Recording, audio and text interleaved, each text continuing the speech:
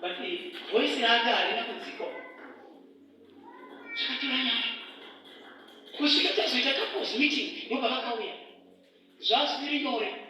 I remember mazuva vachiona tapedza couples meeting zvikanzi pamusoro unorangarira pamusoro izvi teta havazvigoni nyaya izvi teta havaigoni nyaya hakuna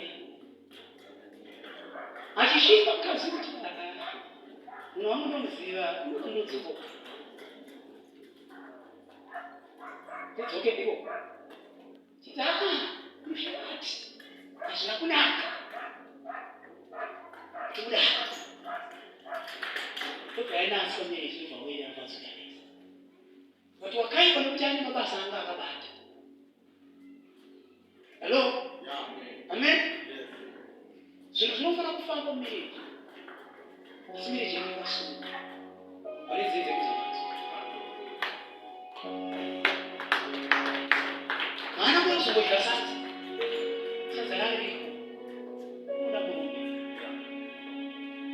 ridzidze kuzamadzo vatoti satani ongokaisa mbambo dzake tinonyepa sati tikunyazo tari papasuka ini simba ramwari ndiri musikazivi ndosa kuti mwari mwari hana simba matikari zvakati chine murume apa testimony anti magetsi anga atodzima baba mubereki ngaadzosa simba ramwari rakadzosa magetsi mire kuna Jesu. chii chaitika pataita musikanzwa paya tiri kutaura zvimwe kuti vakagamuchira Jesu vakatendeuka. Mazuva uyu murume achikupaurira zvikanzi taitombozviitawo hazvitauri nemunhu asina kutendeuka ari paatariko. Saka mukadzi waita akachizwa ngazi kuti murume wangu atendeuka akufumura zvakadaiswa pamberi pacho.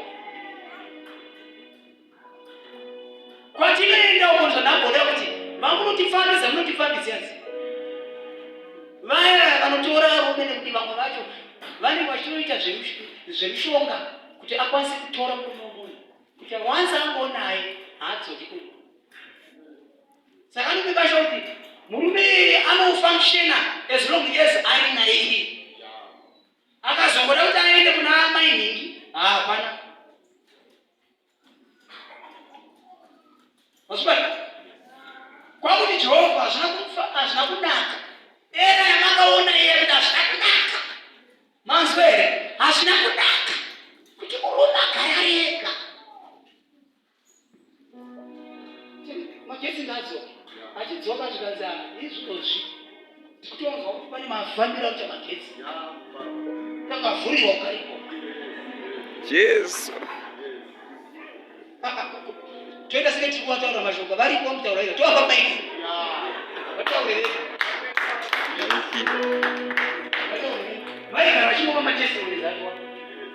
haleluya amen kutaurwa nababa zvakanga zvakaoma kana izvozvizvi kana ndakutorana ndakuona kana vamwe vanhu vanoziva kunyazvirako vanotondibvunza kuti komurume wakazvifambisa sei chii chakaitika kwauri mararamiro awaita hasisirei zvakashandukira baba. haleluya zvinhu zvikutotyisa vanhu mukachamwanda ichokwadi kune kwataienda vanhu vacho kana vasvikepo kana vakakubikira tochikafu chaunodya